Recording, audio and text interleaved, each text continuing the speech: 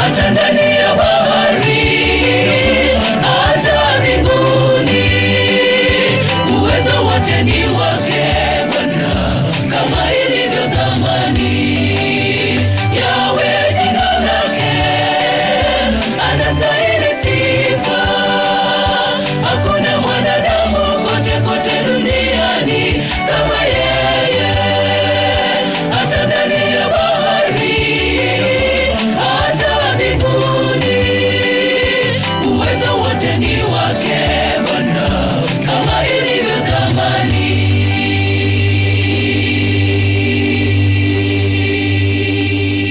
Haleluya. Watupe wimbo wao wa pili, kisha wakitoka champion tima itio seno obare gusembachi bacha abange. Wakitoka champion, nafasi itakuwa ni yenu. Kisha youth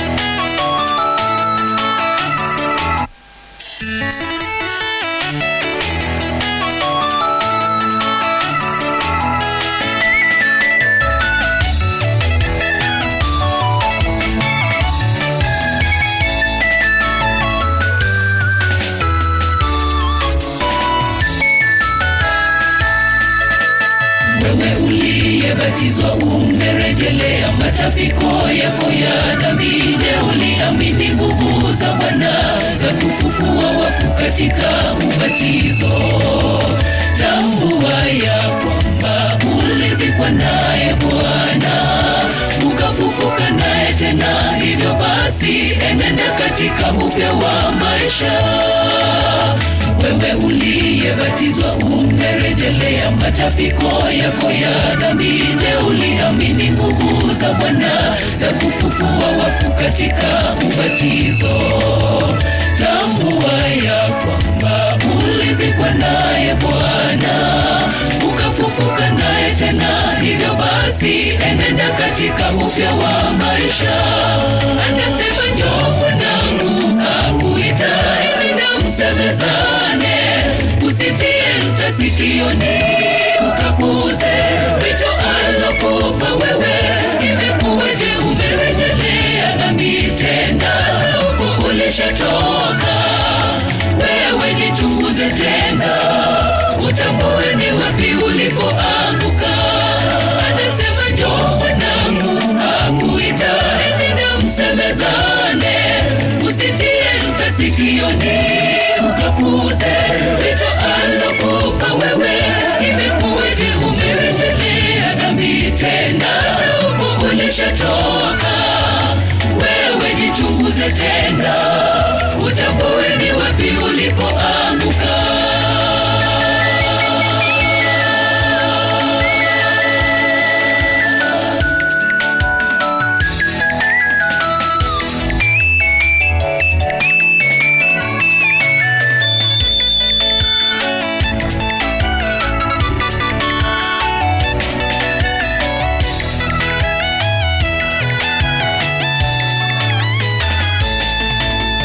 Sitabaki kuwa yule, maana si mimi bali ni Kristo ndani yangu. Amenipa uwezo wa kuitwa mwana wa urithi wake kwenye jiji lile. Ninajivunia nafasi ya kuitwa mwana. Nimeibuka kidedea na kazana, nikanyakue taji la johari. Sitabaki kuwa yule, maana si mimi bali ni Kristo ndani yangu. Amenipa uwezo wa kuitwa mwana wa urithi wake kwenye jiji lile. Ninajivunia nafasi ya kuitwa mwana. Nimeibuka kidedea na kazana, nikanyakue taji la johari. Anasema njoo mwanangu, akuita, enenda msemezane. Usitie nta sikioni, ukapuuze wito alokupa wewe. Imekuwaje umerejelea dhambi tena, huko ulishatoka?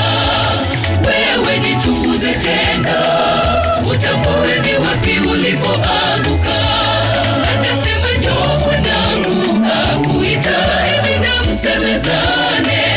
Usitie nta sikioni, ukapuuze wito alokupa wewe.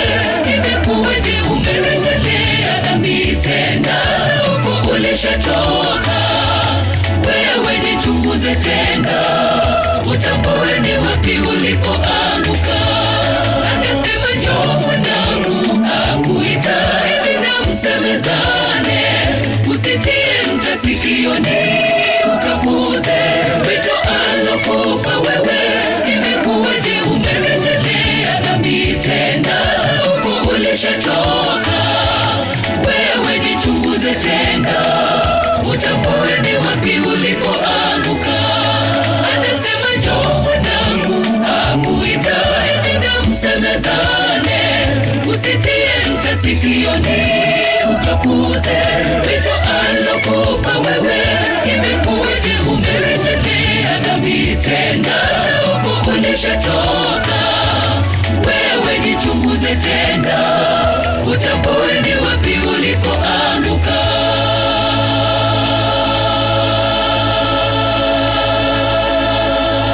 Haleluya. Amen. Tunawaambiaje? Hiyo ndio makambi yetu ya Millennium. Ningependa tuombe, tuachie nyimbo hapo, tuingie kipindi kingine, kisha tutaimba tena. Tuombe. Tunashukuru Mungu wetu kwa sababu ya nafasi ambayo umetupa tena wakati huu tumeweza kuimba. Tunapoenda kipindi kingine, tunazidi kuomba ya kwamba Roho wako asituache, zidi kuwa pamoja nasi hadi siku hii itakapoisha. Bwana, tutashukuru na kulinua jina lako milele. Ndilo ombi letu katika jina la Yesu aliye Bwana na mkombozi wetu.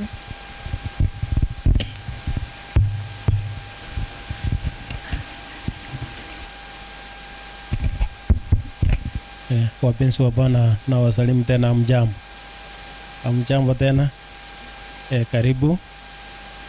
Naona asubuhi tulikuwa wengi, ni kama wengine hatujarudi, lakini naamini wako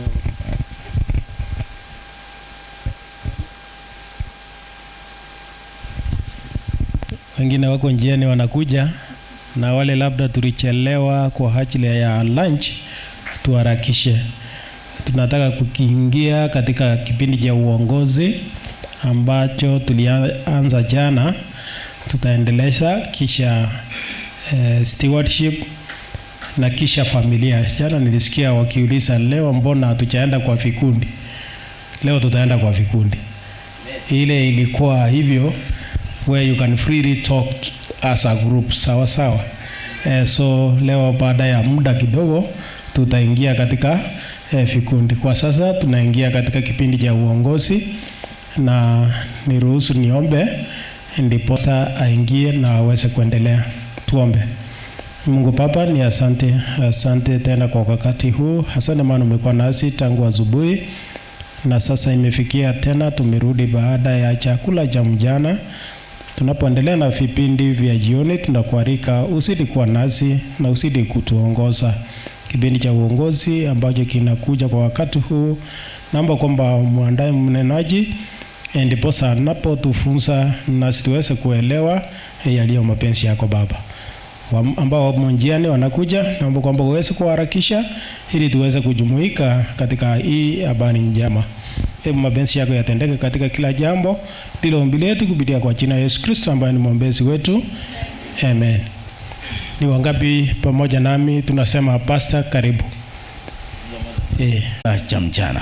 Lakini pia na washukuru sana elders wote na mchungaji wao kwa sababu ni well organized. Haleluya. Na ndio maana ya uongozi, leadership. Wanacheza kama timu ya mpira. Ninyi mnaita nani? Harambee Stars. Sijui nani ile nyingine. Prisoner na Chelsea. Man U, Barcelona na nyingine tena Arsenali. Kwa hiyo uongozi ukikaa vizuri kama timu ya mpira, shetani atafungwa magoli mengi sana na timu yake. Haleluya. Hii ni timu ya mwenyewe, mwana wa Mungu aliye hai. Inacheza maana inaongozwa na karama za Roho Mtakatifu. Na Roho akiongoza hakuna linaloharibika, ni mafanikio tu, kama tulivyoona hapa, mpaka wengine wanachanganyikiwa. Jina la Bwana litukuzwe. Leo tutaona umuhimu au ukweli kuhusu karama za Roho.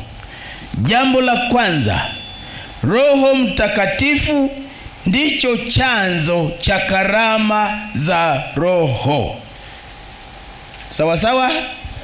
Pasipo Roho Mtakatifu hatuna karama za Roho. Kwa hiyo Roho Mtakatifu akikaa kwa hiyo timu ambayo mmechagua kutoka katika lile baraza la kuchagua watenda kazi wa mwaka huo, na wengine ambao wamechaguliwa humu ndani tu, kazi inaenda na kanisa la Mungu linafanya nini? Linajengwa. Mwili wa Kristo unajengwa.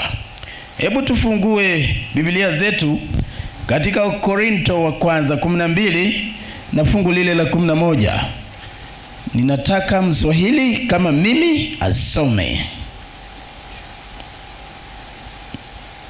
Roho Mtakatifu ndicho chanzo cha karama za rohoni au karama za Roho. Hebu tufungue wa Korinto wa kwanza 12 fungu la 11. Biblia inasemaje mama? Ndio. Lakini kazi zote huzitenda Roho huyo. Roho gani? No. Roho Mtakatifu.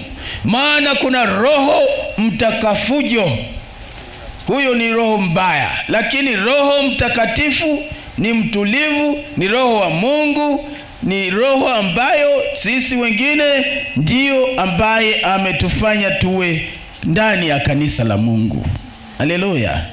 Kwa hiyo Roho Mtakatifu ndiye anatuwezesha hayo. Hebu endelea. Ndio. Yeye yule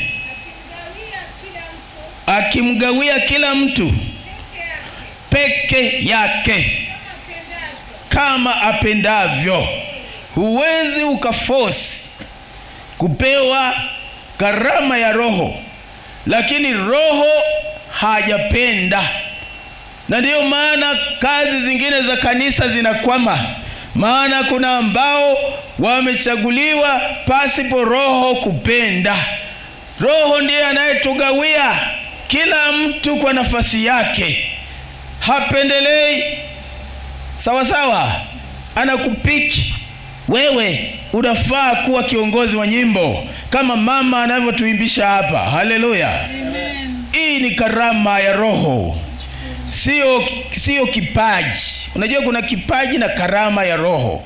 Kwa hiyo huyu mama anaimbisha, ana smile, hata wengine kule tunafurahi, tunamuinua Yesu. Haleluya. Kama kwaya zinavyoimba hapa, wamegawiwa karama na huyo Roho wa Mungu. Na unaona jinsi wanavyofanya kazi vizuri kama timu, sauti zinapangiliwa mwanana, nyororo, utafikiri malaika. Haleluya.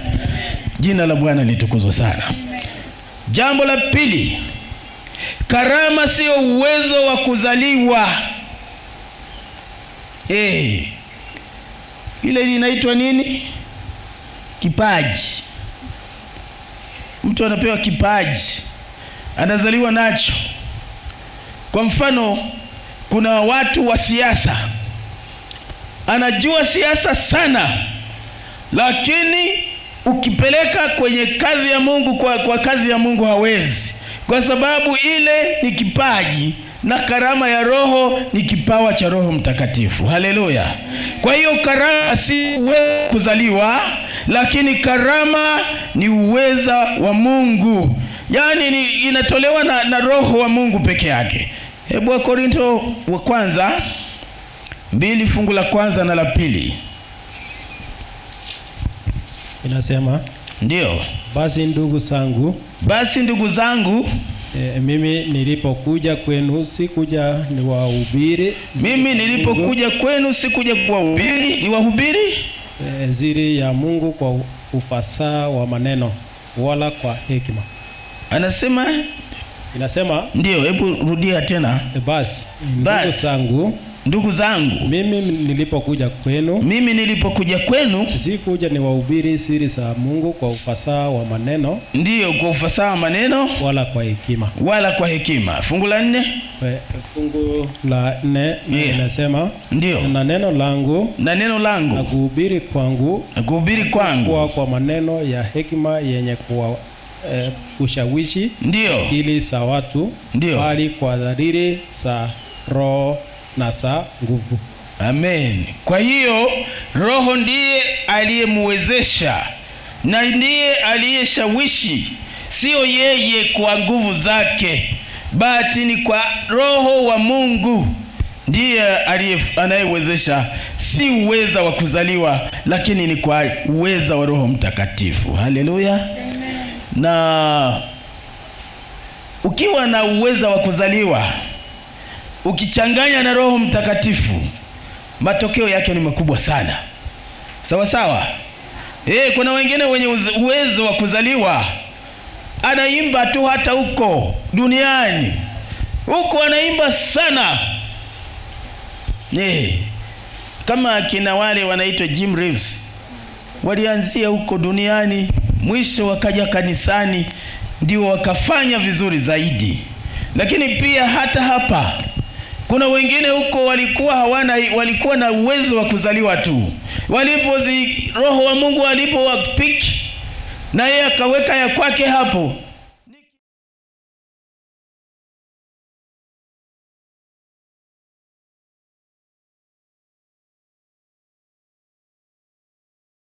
tu ana uwezo mkubwa sana. Roho anamtumia vilivyo, lakini wengine ni kwa sababu wana kipaji, na sasa kipawa cha Roho kimeingia ndani yake. Ndio. Kwa hiyo mwili wa Kristo unajengwa. Hebu tuangalie nyingine. Tusome ya tatu. Karama ni kwa ajili ya uzuri wa mwili. Hebu tusome Korinto wa kwanza 12:7.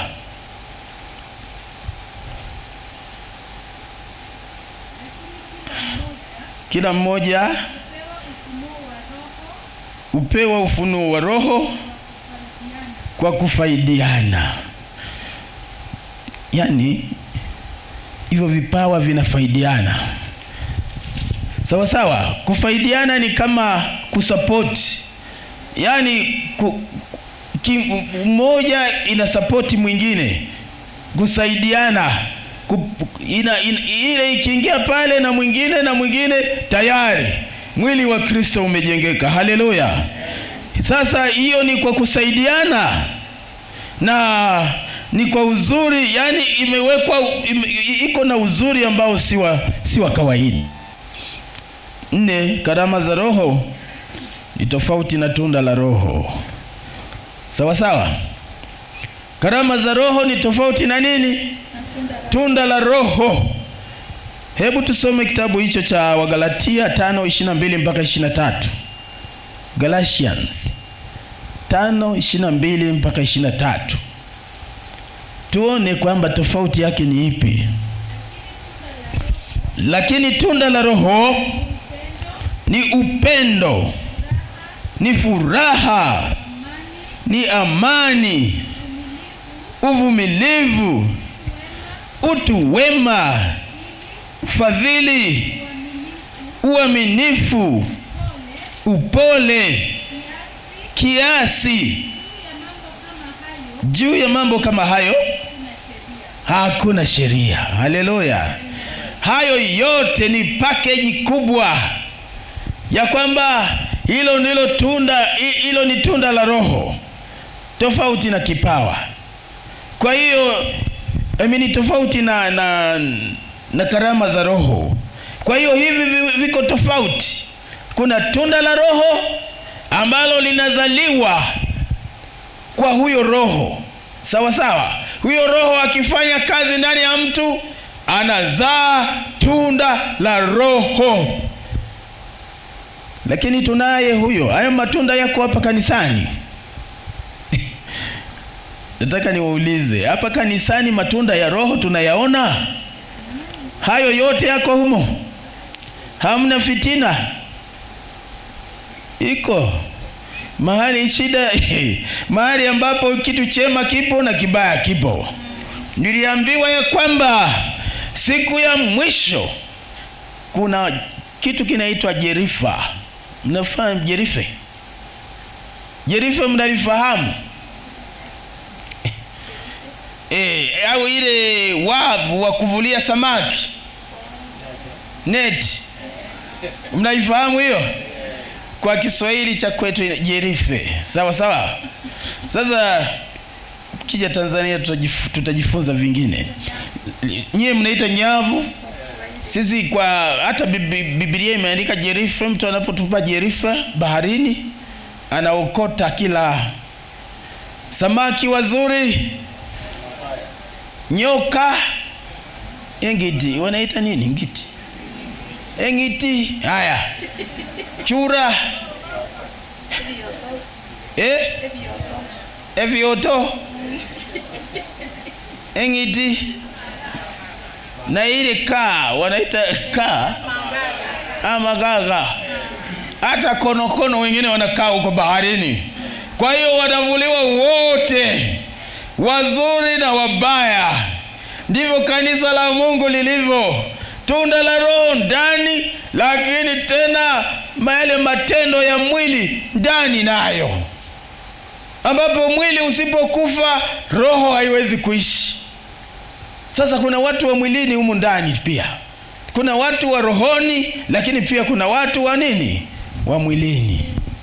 Kwa hiyo tunayohitaji wote katika kambi hili, Mungu awavuvie Roho Mtakatifu.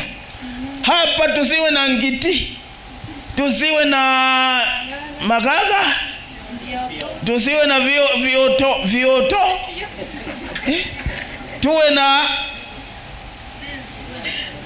Tuwe na samaki sato na vibua, wanaitwa nini wale samaki wazuri wale,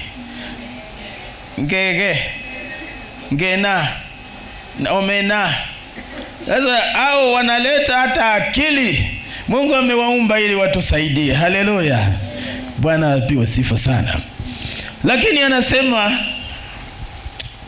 karama zinaweza kuja kwa muunganiko.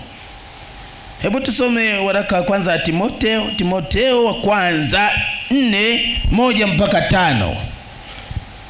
Tuone kwamba zinaunganikaje hizo karama. Ndio. Basi Roho anena wazi wazi ya kwamba nyakati za mwisho wengine watajitenga na imani, wakisikiliza roho zidanganyazo na mafundisho ya mashetani, kwa unafiki wa watu wasemao uongo, wakichoma moto dhamira zao wenyewe. Hiyo ni Timotheo wa kwanza 4:1-5. Wakiwazuia watu wasioe na kuamuru wajiepushe na vyakula ambavyo Mungu aliviumba, vipokewe kwa shukrani na walio na imani, wenye kuijua hiyo kweli. Kwa maana kila kiumbe cha Mungu ni kizuri, wala hakuna cha kukataliwa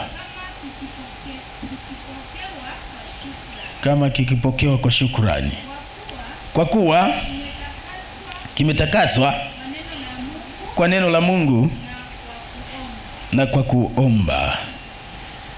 Jambo la 6, karama hazikataliwi au kupuuzwa. Kuna ambao wanakataa kazi ya Mungu hapa ndani. Naam. Wako watu wa namna hiyo. wanataka kufanya biashara zao. Ukikataa kazi ya Mungu, shetani atakupa kazi, si ndio? Wewe kataa tu, shetani atakupa kazi. Shetani anasubiri hapa, si umekataa, anakupeleka mahali pabaya. Usikatae kazi yake Mungu kamwe. Hata tunaimba usikatae. Hebu tuimbe kidogo, usikatae kazi yake Mungu, ili hatimaye usikatazwe wapi? Usikatazwe juu igoro. Ukikataa na Mungu atakukataa, usiende huko. Kwa hiyo usikatae kazi yoyote ya Mungu, maana wale waliochagua waliongozwa na Roho wa Mungu. Ukikataa hiyo, unamkataa Mungu, maana karama ya Roho ikikaa ndani, ni Roho wa Mungu yuko ndani. Ukikataa kazi ya Mungu, unamkataa Roho wa Mungu, na wewe hutakubaliwa huko juu. Haleluya. Hebu tuimbe kafungu kamoja basi, maana mimi najua uko na karama ya tusikatae. 57, chukua maiki. Usikatae kazi yake Bwana. Tuende wote. Usikatae kazi yake Bwana, ukae tayari kuifanya kazi. Uende popote Mungu akuitapo, nawe utaona furaha kazini. Njowe usikatae, njowe uifanye kazi. Usikatae kazi yake Bwana, ili hatimaye usikatazwe juu. Haleluya. Nitoe wito sasa kwa sababu tumeimba baada ya ubiri la kutokataa kazi ya Mungu. Ni wangapi ambao wanasema mwaka huu tutakapokuwa na baraza la uchaguzi, nitakapochaguliwa sitaikataa kazi ya Bwana, maana sipendi kukataliwa huko juu. Hebu nyosha mkono wako juu. Mungu awabariki sana. Mzee wa kanisa, pastor, hakuna atakaye kataa kazi ya Bwana. Haleluya. Wote wamekubali kutumika. Mwensipi wanataka kazi ya Bwana. Haleluya. Haya, jambo jingine, karama zitumike kwa ukarimu. Kitabu cha Wakorintho wa pili, Wakorintho wa kwanza. No, hapa tulikuwa hatujasema mafungu hapa. Kwamba Timotheo wa kwanza 4:14. Hebu tusomee haraka tu, tunataka tusamu hapo ili watu huyo bwana asije akakosa kipindi chake. Timotheo wa kwanza 4:14. Usiache kuitumia karama ile iliyomo ndani yako, uliopewa kwa unabii na kwa kuwekewa mikono ya wazee. Huyo ni nani? Paulo anamwambia Timotheo, kijana aliwekewa mkono wa uzee wa kanisa. Sasa anaambiwa usiache kuitumia karama hiyo, maana ukiacha utakataliwa huko juu na Mwenyezi Mungu. Timotheo wa pili 1 fungu la 6. Timotheo wa pili 1 fungu la 6.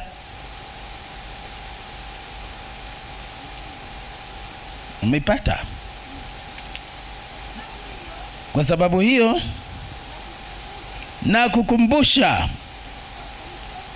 uichochee karama ya Mungu iliyo ndani yako kwa kuwekewa mikono yangu. Sawa sawa. Kumbe kuna kuchochea karama. Ukipewa karama usiwe dormant. Uwe active. Uiactivate hiyo karama isije ikafa. Mungu atakuuliza. Wewe ni mwimbaji, na umejitoa kuimba, kesho huko mitaani tu unauza chinsaga, unauza linagu, unauza avocado, unauza mapera, unauza chinswe. Wacha hiyo karama uichochee. Haleluya.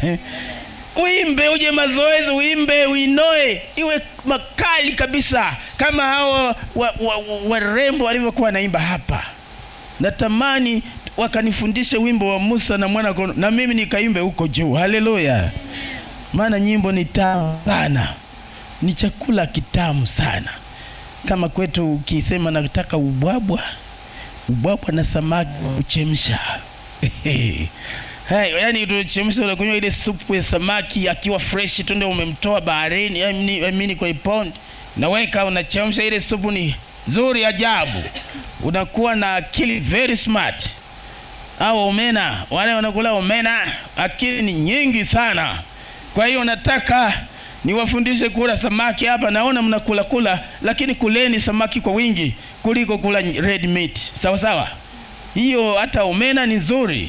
Hata mtoto ukimtengenezea ni nzuri. Chochea karama yako. Haleluya. Ichochee. Usiuze vitu huko ukasahau kuchochea karama yako ambayo Bwana amekupatia. Na ya mwisho ni karama zitumike kwa ukarimu. Zisitumike kwa uchoyo. Hiyo karama Mungu amekupa, itumie kwa nini? Kwa ukarimu. Wakorintho wa kwanza 12:4-8. Inasema ndio, basi pana tofauti za karama. Anasema pana tofauti za karama, bali roho ni yeye yule tu. Tena pana tofauti za huduma.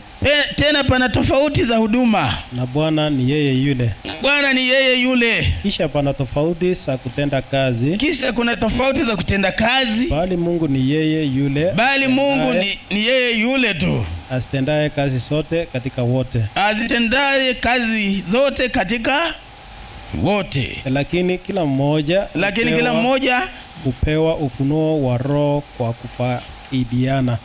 Upewa ufunuo wa Roho kwa kufaidiana. Maana mtu mmoja kwa Roho apewa neno la hekima. Mtu mmoja kwa Roho apewa neno la hekima. Na mwingine neno la maarifa. Apendavyo Roho yeye yule. Kwa hiyo zitumike kwa ukarimu. Zitumike kwa kusaidiana. Yani zinafaidiana, zinasaidiana, zinashirikiana. Hazitakiwi na uchoyo kwa kuwa wewe unaimba sauti ya 3 unyime ya 4 usema na nyamaza. Na wengine wengi wale wanaoimba ile nani solo. Wale wengi wanasema na wale ambao wanaongoza kwaya, mara nyingi wanasema nisipokuwepo hiyo kwaya haitafanya. Ni mimi tu pale. Sawa sawa. Wako na kiburi mbaya, na washindwe kwa jina la Yesu. Hizo karama zisaidiane, zishirikiane, mwili wa Kristo ujengwe. Mzee, wewe ambaye unajua kuhamasisha michango na sadaka, hamasisha sana. Haleluya. Wewe unajua kuorganize watu wakutane, hamasisha watu wakutane. Na wewe ambaye unajua kutunza muda, hata hiyo ni karama ya Roho. Una keep time, kila saa tumepanga saa fulani, wewe uko hapa on time, on dot. Wewe nawe hiyo ni karama yako. Saidiana na wenzako. Acha kuwa mchoyo unasema hii ya kwangu, hii mimi hapana. Mimi ni mimi tu. Hakuna ubinafsi katika kazi ya Mungu. Haleluya.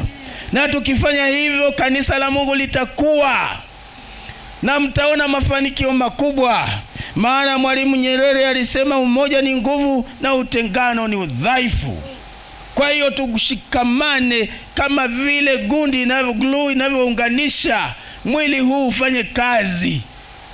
Na katika mwili wa mwanadamu kuna system nyingi.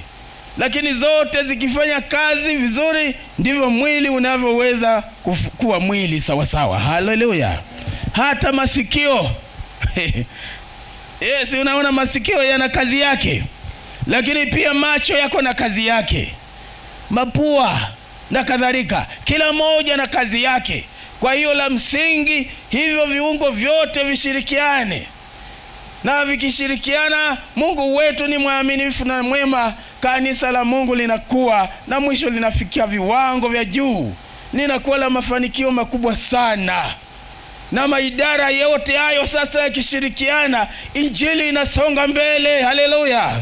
Na ujumbe wa malaika watatu unahubiriwa kabla Bwana hajatokea mawinguni. Mungu awabariki sana. Mwenye swali tunamkaribisha, maana naona kama kengele haijapigwa ya kwanza. Sasa uliza swali. Swali. Mmeelewa? Mbona sasa mnalala? Ugali mmekula na maharagwe hiyo ugali mimi najua nikikula na maziwa yale lala ni kulala tu. Hata ni usiku napenda sikule hiyo. Kila hiyo ni kungorota tu, ngororo. Sasa haya, mnasemaje wapendwa wangu? Najua mimi napenda nyie watu wazuri, waungwana, wacha Mungu. Na ndio maana napenda kama mko na swali muulize. Kule nyuma mzee wangu, nani yako na mic apatie yule mzee. Hapa uliza, pewa hiyo, maana hii chombo yetu inahitaji hiyo. Fanya bidii, wewe ni kijana bado, hujazeeka kama mimi. Wapendwa, mjambo. Hatujambo. Mchungaji, umeeleza vizuri juu ya gharama ambao zinapatikana katika Wakorintho wa kwanza 12. Ndio. Ukaenda mpaka kitabu cha Wagalatia. Ndio. Sasa hebu na iweze kueleweka vizuri. Ndio. Gharama za First Corinthians. Ndio. Na tunda la Roho. Tunda la Roho ambao ni kitabu cha Wagalatia. Ulisema ulisoma tunda la Roho. Ndio. Na karama za Roho, karama za Roho na tunda la Roho, ili iweze kueleweka vizuri tofauti. Haya, kuna mtu anaweza kueleza tofauti? Maana nimeeleza hapa, labda kwa sababu mimi ni Mtanzania sieleweki vizuri kwamba karama za Roho na tunda la Roho hazijaeleweka. Kwamba nimesema mtu akiwa na karama ya Roho, Roho wa Mungu akiwa ndani yake, atazaa tunda la Roho. Tunda si linapatikana kwa mti. Sasa huu mti umekamua ile maji kutoka chini yako na madini hayo, ingia ndani na nini, baadaye inazaa matunda. Sawa sawa? Au umepata oksijeni na vitu kama hivyo. Hiyo ni kama Roho wa Mungu anaingia humo. Sasa ukiwa na Roho wa Mungu utazaa matunda ya Roho. Haleluya. Na kama huna Roho, nimesema kuna kitu kinaitwa matendo ya mwilini. Hayo ya mwilini ndio yale yametajwa, uasherati na nini na nini na nini. Lakini kama uko na karama hiyo ya Roho, ina maana Roho wa Mungu yuko ndani yako, ndiye anayetenda kazi. Na hiyo kazi matunda yake yanaitwa tunda la Roho Mtakatifu. Haleluya. Umeelewa mzee wangu? Ndio. Najua.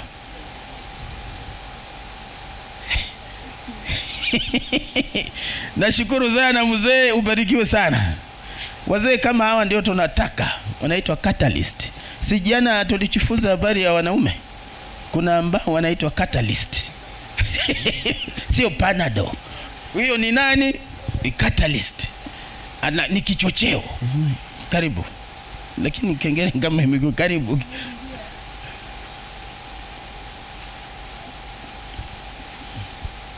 Changamka. Bwana wa Mungu, kwa maoni yangu ninaona kuna tofauti kidogo kati ya kile kifungu tunakisoma hapo katika kitabu cha Wagalatia na kwa Wakorinto. Kwa Wagalatia tunasoma tunda la Roho, na kwa Wakorinto tunasoma karama za Roho. Kwa karama za Roho ukiangalia kuna tofauti kiasi kwamba kila mtu akona yake.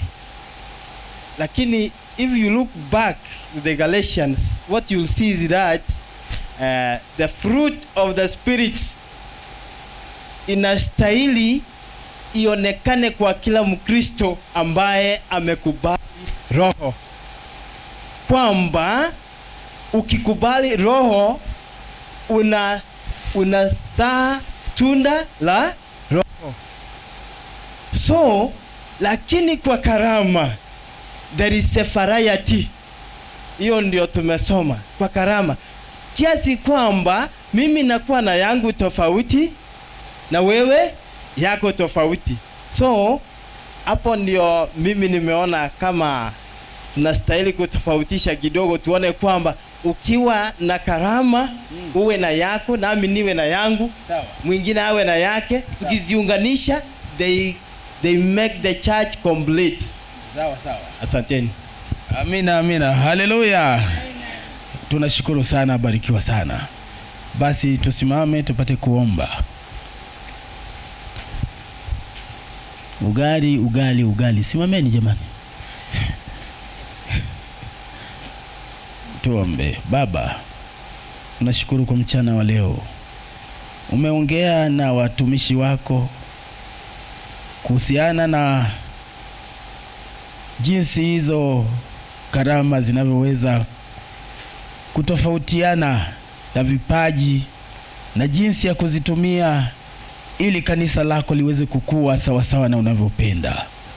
Hebu kila mmoja akubali hiyo karama uliompa itumike kwa ajili ya utukufu wa jina lako. Asije akakataa kazi hiyo nawe ukamkataa katika ufalme wako. Asante, vipindi vinavyoendelea vibariki, maana ni ombi letu katika jina la Yesu tumeomba na kuamini. Amen. Barikiweni sana. Asante.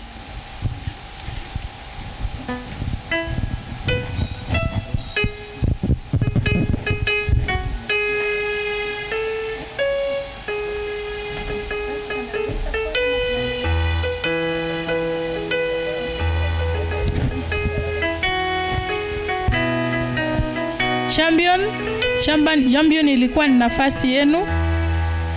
Mje kwa haraka.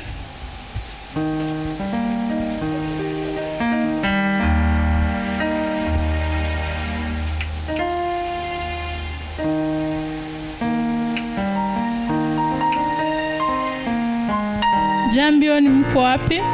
Niwaone kwa mikono. Kama amko, Millennium Youth, mje kwa wimbo.